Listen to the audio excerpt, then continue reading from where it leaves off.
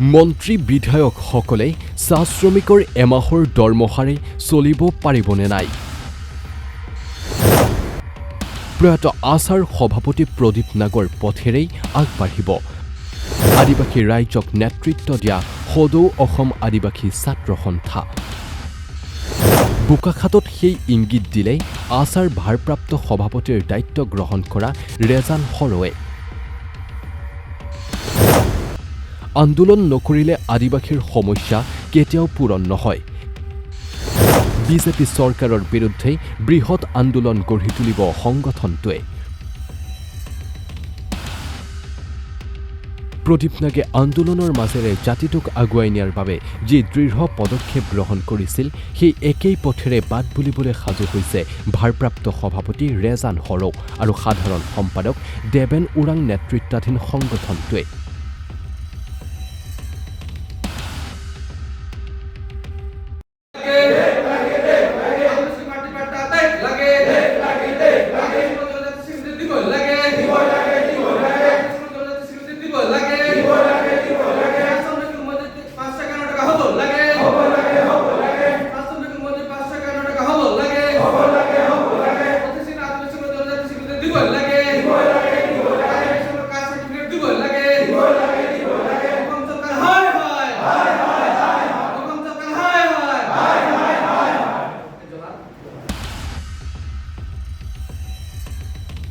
BJP চৰকাৰে আন্দোলনলৈ ভয় নকৰে যদিও সদৌ অসম আদিবাসী ছাত্ৰ সন্থাই বিজেপি চৰকাৰে ভয় খোৱাকৈ সকলো আদিবাসী লোকক একগোট কৰি বিজেপি চৰকাৰৰ বিৰুদ্ধে বৃহৎ আন্দোলন গঢ়ি তুলিব। মঙলবাৰে উজনি অসম ভ্ৰমণলৈ অহা ভাৰপ্ৰাপ্ত সভাপতি ৰেজান হৰক আদৰিবৰ বাবে বোকাখাত পুৱতি সাহিত্য সভা ভৱনত এখন সভা অনুষ্ঠিত কৰে।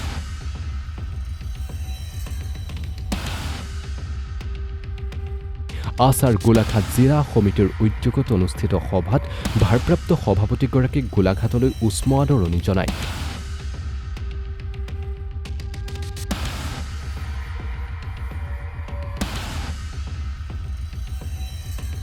ভাৰপ্ৰাপ্ত সভাপতিগৰাকীৰ লগত উপস্থিত থাকে সাংস্কৃতিক সম্পাদক ডেভিড তিৰ্কী,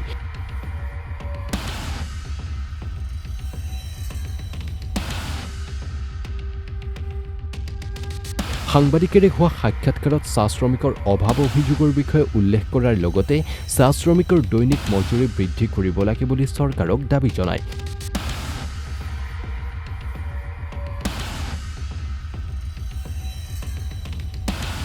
মন্ত্ৰী বিধায়কসকলে চাহ শ্ৰমিকৰ এমাহৰ দৰমহাৰে চলিব পাৰিবনে নাই বুলিও প্ৰশ্ন কৰে।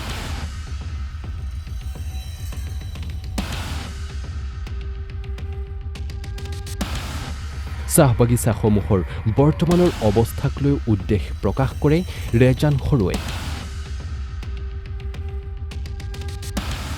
আমাৰ সদৌ অসম আদিবাসী ছাত্ৰ সন্থা আমাৰ মাননীয় জাতীয় নায়ক প্ৰদীপ নাগ যি ৰেজুলেশ্যন লৈছিল, যি আন্দোলনৰ কাৰ্যসূচী লৈছে, এইটোৱে আমি পালন কৰি যাম। কাৰণ সদৌ অসম আদিবাসী ছাত্ৰ যি জনজাতিকৰণ দাবী আৰু চাহ শ্ৰমিকৰ দৈনিক মজুৰি 551 টকা, লগে লগে আদিবাসীসকলৰ যে আমাৰ কাষ্ট চাৰ্টিফিকেট অসম চৰকাৰে দিম বুলি যি ঘোষণা কৰিছিল আজিলৈকে দিয়া নাই। লগতে আদিবাসীসকলৰ বিভিন্ন সমস্যা আছে। আমি মাটি পাট্টাকে ধৰি চাহ শ্ৰমিকৰ দৈনিক মজুৰি আৰু বাগিচাত ইমান সৰু সৰু যি সমস্যা, যে আজি লেবাৰ মিনিষ্টাৰ বা লেবাৰ কমিশনাৰ বা আমাৰ জিলা প্ৰশাসনে কোনোদিন বাগিচা অঞ্চলত ভালকৈ ইহঁতে মানে গুৰুত্ব নিদিয়ে। এইটোৱে আমি অসম চৰকাৰক আহ্বান কৰিম, য'ত অসমৰ বিশ্বত আসামটো 4 নাম আছে, কিন্তু এই চাহ শ্ৰমিক আৰু মা দেউতাসকলে আমাৰ কি অৱস্থাত আছে এইটো আপোনালোকে অলপ চাব লাগে।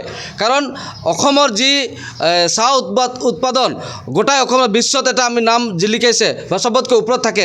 এই মা দেউতাসকল আজি 250 টকাত কাম কৰি খাই আছে। আজি ইমান দুখ লগা কথা, এই কেইদিন আগতে আপোনালোকে দেখিছে যে আগত 220 টকা পাইছিল, 220 টকা হাজিৰা পাইছিল। তো আজি আপোনালোকে এই চাহ শ্ৰমিকৰ আমি অসম চৰকাৰৰ যিবিলাক মন্ত্ৰী এম এল এ আছে, ইহঁতক আমি ৰাইজে আমাৰ চাহ শ্ৰমিক মা দেউতাসকলে চান্দা কৰি 1 মাহৰ দৰমহা দিম, আপোনালোকে চলি দেখাওকচোন কেনেকুৱা চলে আপোনালোকৰ ঘৰ পৰিবাৰ। আৰু আমাৰ মা দেউতাসকলে ইমান কষ্ট কৰি আজি মেডিকেল কোনো ফেচিলিটি নাপায় গিৰিজুটি PF য'ত বহুত মানুহ মৰি গ'ল বাগানত এতিয়ালৈকে PF পইচা পোৱা নাই দুখ লগা কথা তো আজি এনেকুৱা অৱস্থা আমাৰ চাহ বাগিচা অঞ্চলত আৰু লেবাৰ কমিশ্যনাৰ আৰু লেবাৰ মিনিষ্টাৰ যিবিলাক আমাৰ মানুহক দায়িত্ব দি দিয়ে কোনো গুৰুত্ব নিদিয়ে আৰু বহুত বাগান বন্ধ হৈ আছে এইবিলাক আমি তদন্ত কৰি আছোঁ সদৌ অসম আদিবাসী ছাত্ৰ সন্থা আমি যিমানখিনি এই ভাৰপ্ৰাপ্ত লোৱাৰ পিছত যি দেখিছোঁ অসমত যেনেকুৱা দুৰৱস্থা য'ত য'ত আদিবাসী গাঁও বা বাগান পৰে তাতে ৰাস্তা খতম বিজুলী বাতি খতম নাই এইবিলাক অতি শীঘ্ৰে হ'ব লাগে অন্যথা বিজেপি চৰকাৰ যিয়ে চৰকাৰ নহওক আমি সাজু হৈ আছোঁ ইহঁতক উত্তৰ দিবৰ কাৰণে যিহেতু ২৬ৰ নিৰ্বাচন আহি আছে তাৰ আগতে এই সমস্যাসমূহ যদি সমাধান নহয় কিবা মানে প্ৰতিবাদী কাৰ্যসূচী থাকিব লাগিব আমি সদৌ অসম আদিবাসী ছাত্ৰ সন্থা বিজেপি চৰকাৰে আন্দোলনক ভয় নকৰে কাৰণ আমি এনেকুৱা এটা আন্দোলন কৰিম আমাৰ আদিবাসী ভোট এক জেগাত জমা কৰিম আৰু এইটোৱে আমি ডাঙৰ আন্দোলন ভোট দি আন্দোলন কৰিম